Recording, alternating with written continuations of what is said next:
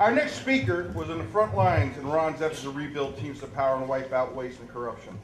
Tom Leedham served as International Vice President and Director of the Warehouse Division. He was and is an innovator, a champion for rank and file power.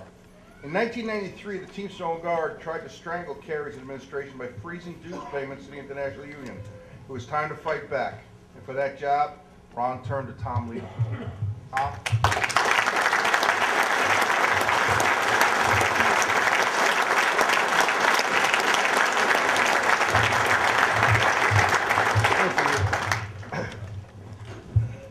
Oh, that clip really brings back some memories, doesn't it? You know, before I get to my prepared remarks, I just wanted to mention it is so great to see so many 804 members here, both active and retired. I know that would have meant so much to Ron Carey to have you here today.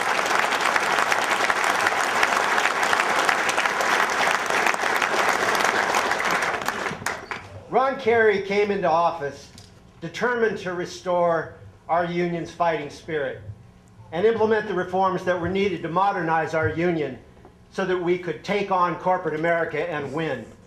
He faced many challenges. Employers that wanted to test his mettle, a labor movement weakened by inaction and defeat, a Teamsters union short on resources, and the previous union leadership beaten but not gone.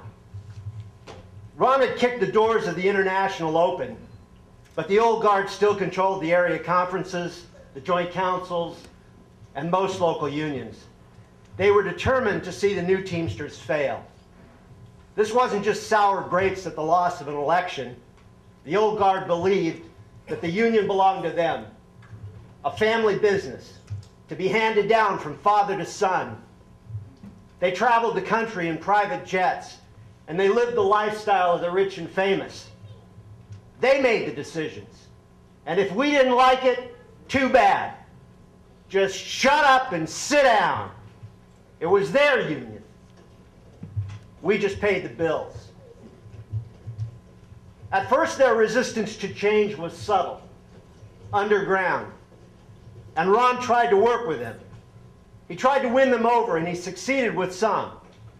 But for the most part, Old Guard officials resisted Carey's new direction for one simple reason. They were desperate to protect their cozy relationships with employers, their multiple salaries, and their multiple pensions. Old Guard officials fought for their own interests more than they ever did for Teamster members. And they fought dirty. They would do anything to score political points against Ron, even if it meant siding with employers, dealing with anti-union politicians against Teamster members. By 1994, they were much more bold. When Ron called a safety strike against UPS in February 1994, 2/3 of the local officials ordered UPS members to scab on their own strike. Later that same year, the Old Guard finally found their way to a picket line during the 1994 freight strike. Working Teamsters were on strike to stop employers from establishing low-paid, part-time jobs in the freight industry. But instead of joining those picket lines, Old Guard officials threw up a picket line of their own outside of Teamster headquarters in Washington, D.C. They demanded that Ron maintain the area conferences so Old Guard officials could keep collecting multiple salaries and pensions. Working Teamsters on strike to protect good, full-time jobs. Old Guard officials picketing to save their multiple salaries and multiple pensions. If you want a snapshot of the union in the 90s, that's it. I believe those early months of 1994 were the turning point for Ron Carey. He could have let them have their multiple salaries and cozy relations with employers. It would have been easier. But when the choice became clear, fight for Teamster members and a new direction for the labor movement, or go along with the old boys club, Ron chose to fight for Teamster members. Ron sent me into the fight to end the area conferences, and believe me, it was a fight.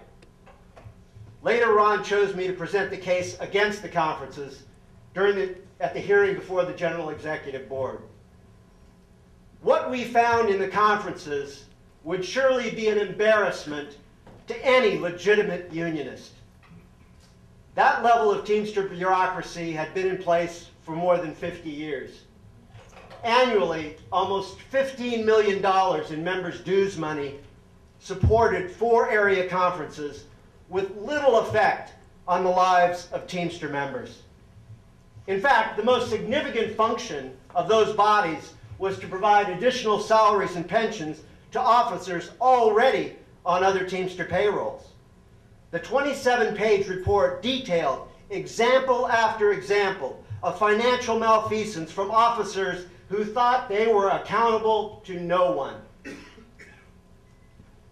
The offices of the Western Conference of Teamsters was located on the top floor of the Seattle Post-Intelligencer building on the water with amazing views of Puget Sound and the Olympic Mountains off in the distance. Few rank-and-file members had ever been inside. As word of the action began to get around, a couple dozen Teamsters began a demonstration outside the building. They had been told that revoking the conference charter would affect their pensions, which of course was not true. The demonstration had the potential to produce some negative press, but we handled it the way Ron would have handled it. We invited those members up to the offices. They were clearly stunned to discover how their dues money was being spent. It was the last demonstration at the Western Conference. The fear campaign of the old guard backfired as members saw Ron Carey delivering on his promise to end corruption and waste by unaccountable officers. No attempt has been made to restore the conferences.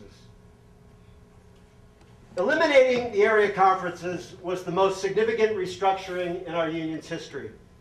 It not only saved the union precious resources, it put us in a better position to deal with national and international employers in a more unified way.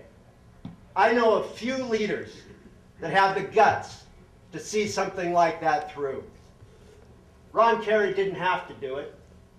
He could have easily cut a deal. Life would have been much easier.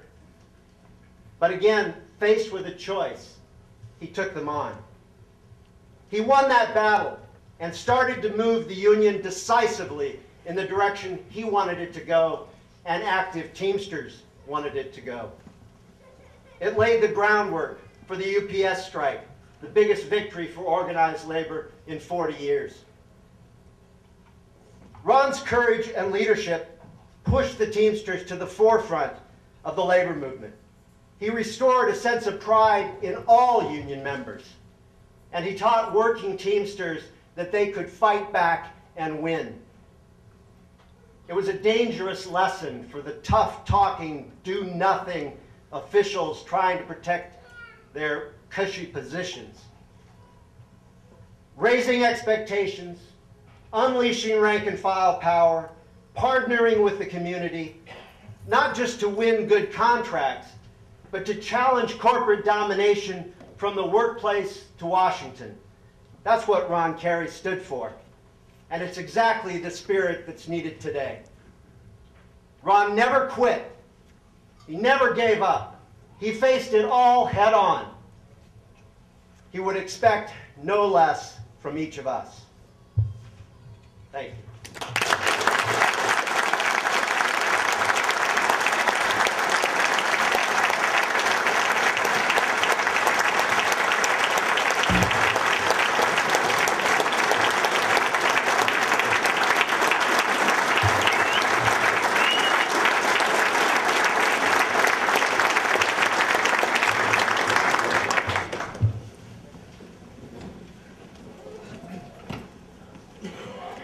That's an example of why our local still votes 2-1 for Tom Leedham when he runs.